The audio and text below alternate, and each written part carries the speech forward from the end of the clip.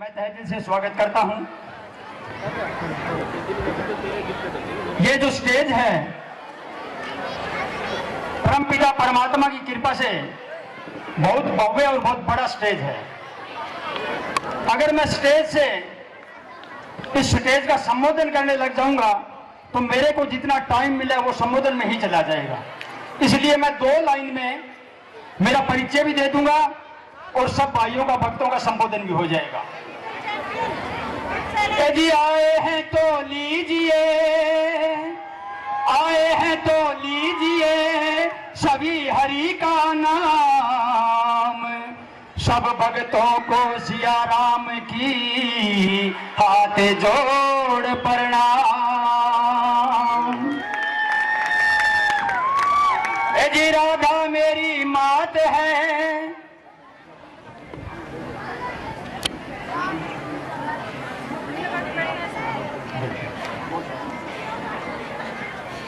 हाँ जी, एक विशेष सूचना मिली है मेरे को कि जिन माता पिता के बच्चे गवर्नमेंट जॉब में लगे हैं उनको यहाँ मंच पर सम्मानित किया जाएगा। तो कृपया सभी पेरेंट्स से मेरा निवेदन है कि वो अपने बच्चों के साथ या जो बच्चे अपनी ड्यूटी पर है तो वो माता पिता कृपया यहाँ से ना जाएं, ताकि उनको बच्चों का जो मान सम्मान है वो उनके पेरेंट्स लेके जाएंगे। तो अगले मेरा संबोधन है, अजी राधा मेरी मात है और पिता मेरे घनश्याम, इन दोनों के श्री चरणों में हाथ जोड़ प्रणाम।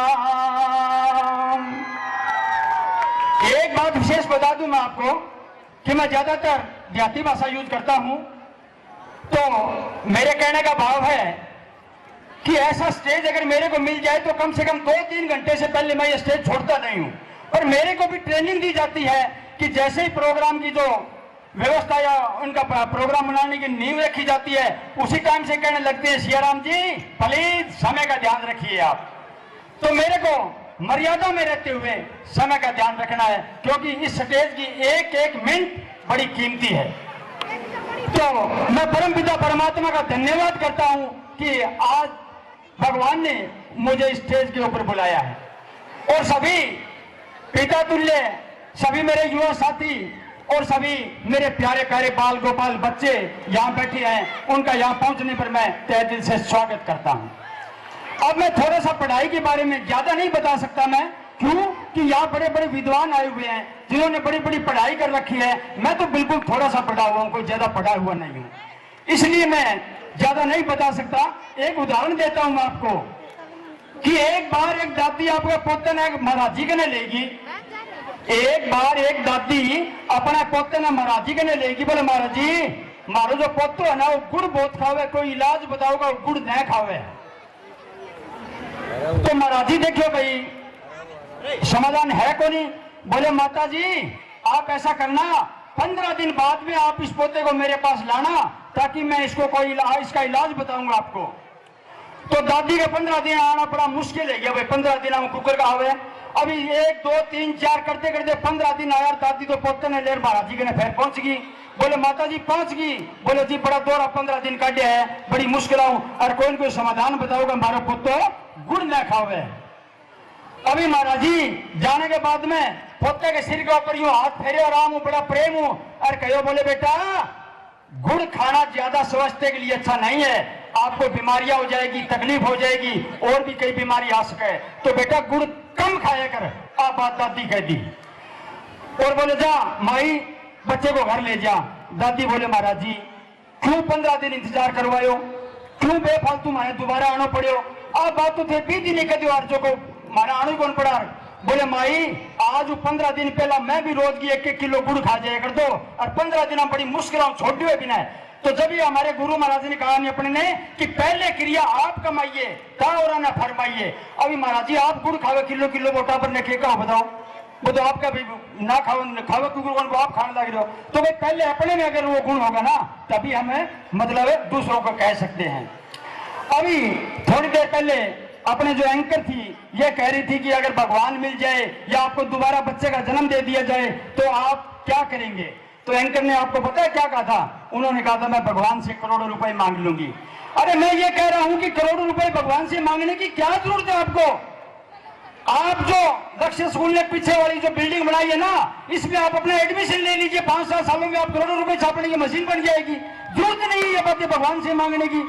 तो मेरे कहने का भाव है कि अगर आपको बच्चों को करोड़ों रुपए कमाने की अगर उसमें डालना है वो, तो आप पिछली वाली बिल्डिंग में अपने बच्चों का एडमिशन करवा दीजिए। और अगर लाखों रुपए छापने की आपको करना है तो ये सेकंड नंबर जो पहली बिल्डिंग है ना अपनी, इसमें एडमिशन करवा दीजिए। या आपके पास दोनों ऑफर है, करोड़ों रुपए छपवाने हैं या लाखों रुपए छपवाने हैं। तो मैं पढ़ाई के बारे में ज्यादा नहीं बोलूंगा, मैं थोड़ी सी धार्मिक बात आपको बताऊंगा। वैसे तो 90% जो मेरी बात थी स्टेज की, ये जो छोटी सी गुड़िया थी ना अपने भाई सम्राट साहब के साथ, इन्होंने मेरी सब 90% जो समस्या थी वो हल कर दी। मैं ज्यादातर इन बातों पे बड़ा विचार रखता हूं और इस गुड़िया के बारे में कहने के लिए मेरे पास कोई शब्द ही नहीं है। मैं क्या कहूं बताऊं?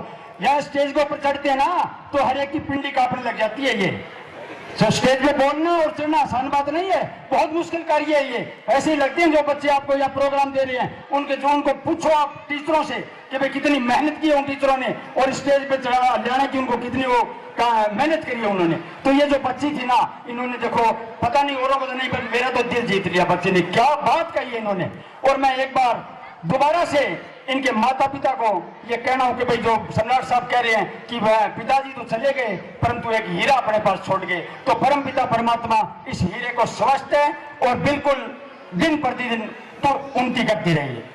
अब एक बात और कहता हूं मैं कि अपना यहाँ एक प्रोग्राम हुआ था जिसमें महाभारत की बात आई थी और उसमें एक दृश्य आया था कि द्रौपदी का चीर हरण हो रहा था। यह दृश्य आपने भी देखा है, बड़ा प्यारा दृश्य था, अपनी पुरानी जो महाभारत थी उसका दृश्य था।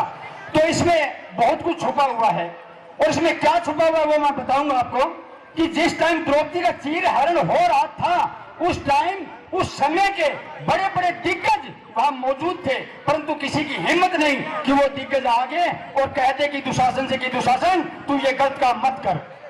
किसी ने नहीं कहा ये बात। तो द्रौपदी ने किस पे विश्वास किया? द्रौपदी ने किया श्री कृष्ण भगवान पे। और लास्ट में देखा द्रौपदी ने कि भाई मेरी सहायता के लिए कोई नहीं आ रहा है, तो उन्होंने श्री कृष्ण भगवान को पुकारा कि हे जगत गुरु आप मेरी रक्षा कीजिए। तो कृष्ण भगवान तुरंत पहुंचे। या तो मैं भजन बहुत अच्छा भजन है या साजबाज भी नहीं है, मैं आपको 2 लाइन बताऊंगा उस भजनों की। और जब कोई ना आएगा, बड़ा प्यारा भजन है, सिर्फ 2 लाइन बताऊंगा मैं आपको। और जब कोई ना आएगा मेरे कान्हा आएंगे। कौन आएंगे? जोर से। और जब कोई ना आएगा मेरे कान्हा आएंगे और मेरे दुख के समय में ये बड़े काम आएंगे। मेरे दुख के समय में ये बड़े काम आएंगे। तो देखो जी, जब भी आप में दुख संकट आए, कोई किसी प्रकार की समस्या आए, तो आप भगवान पे विश्वास करना, उन पे छोड़ देना। जिस प्रकार द्रौपदी का चीर बढ़ाया था, इसी प्रकार भगवान श्री कृष्ण भगवान आपकी हर समस्या दूर कर देंगे। अब मैं पॉइंट बताऊंगा। जिस प्रकार बच्चों के पेपर होते हैं ना, तो टीचर परीक्षा में आने के लिए पॉइंट बताते हैं। और अगर मैं विशेष तौर से ऐसे जाऊं सफेद वाइज, तो कम से कम भी मेरे को 3-4 घंटा चाहिए। और ऐसा स्टेज अगर मेरे को मिल जाए तो मेरा छोड़ना भी मन नहीं करता भी स्टेज को मैं छोड़ दूं, परंतु मर्यादा है, समय है। देखो जी, समय बलवान होता है, सबका समय आता है। तो अब मैं थोड़ी सी बात बताना चाहता हूं।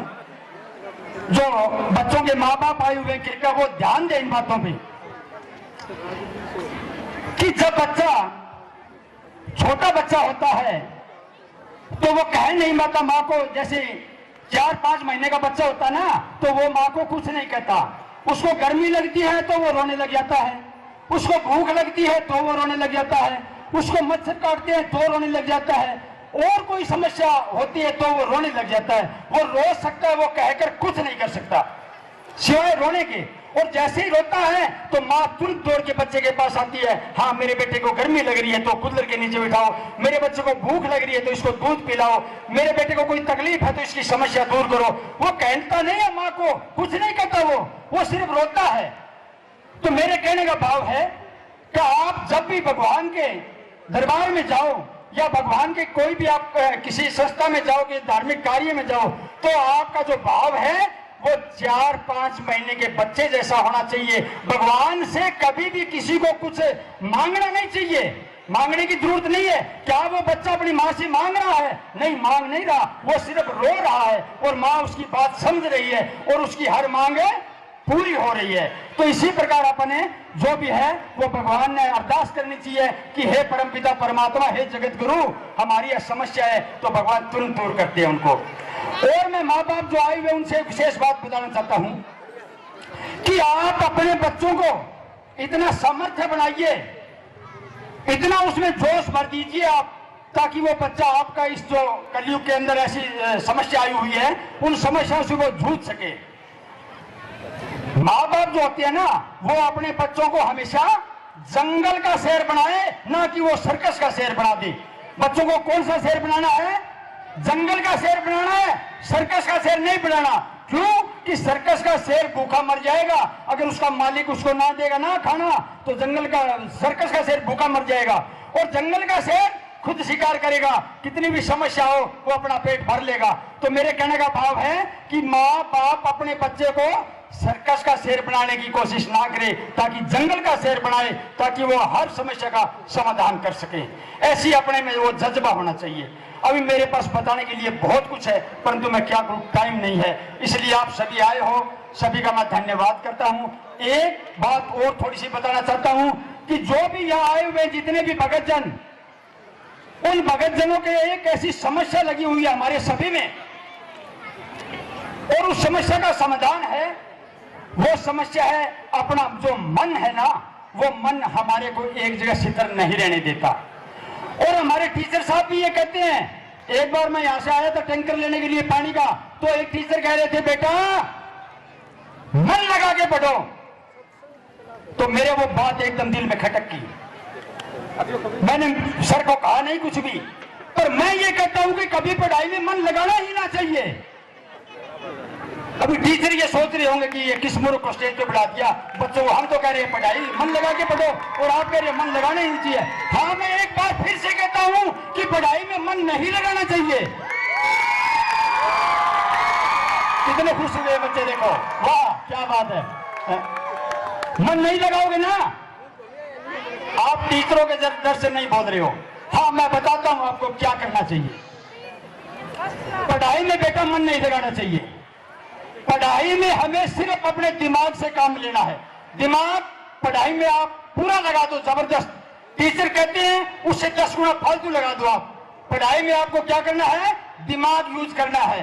मन आपको कहाँ यूज करना है?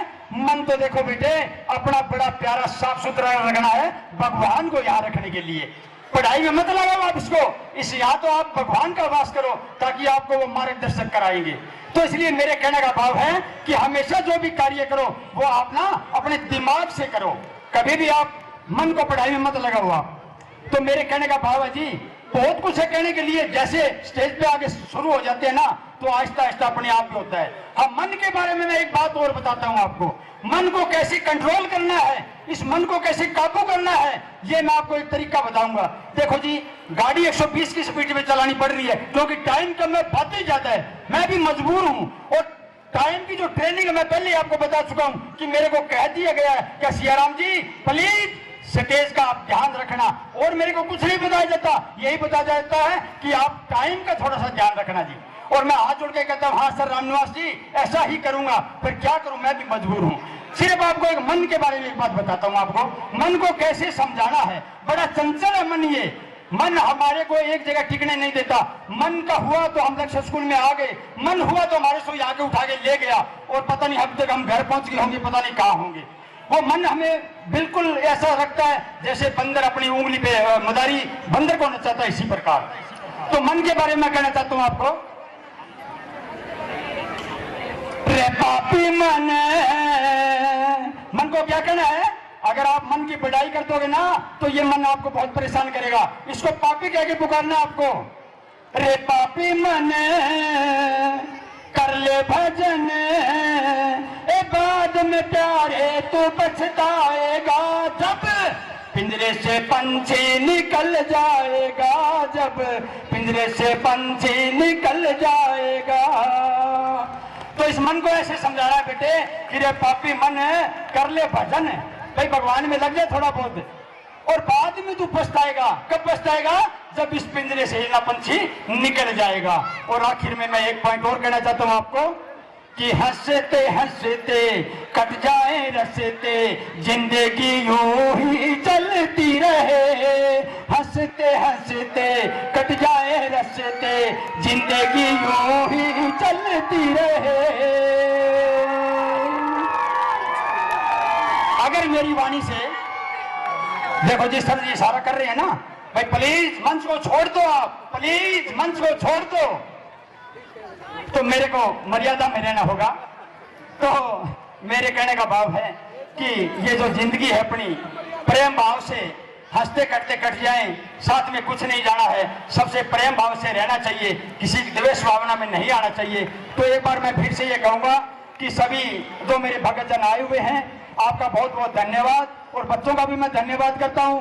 और धन्यवाद मैं उनका करता हूं को जो बच्चों को देखो यहाँ टैलेंट, कितना टैलेंट दिया है, उन स्टाफ टीचरों का भी मैं बहुत बहुत धन्यवाद करता हूं। और आपने मेरे को मंच पे टाइम दिया, इसके लिए भी आपका धन्यवाद। अगर मेरी वाणी से किसी भगत भाई को, किसी बुजुर्ग को, किसी स्टाफ को, किसी बच्चे को या किसी भगत को कोई परेशानी हुई है, तो मैं उसे हाथ जोड़ के क्षमा जाता हूं। जय श्री राम। क्या बात है, एक बार जोर से जय श्री राम। वंदे वंदे, जय भारत माता की। नीरज साहब का तो गला खराब हो गया ताली बजवाते बजवाते, या अपने मैडम साहब का भी गला खराब हो गया जोर से कह के। मैंने किसी को नहीं कहा, बच्चों ने बड़ा मेरे को प्रेम दिया है। तो आपका एक बार फिर से धन्यवाद करता हूं। जय श्री राम।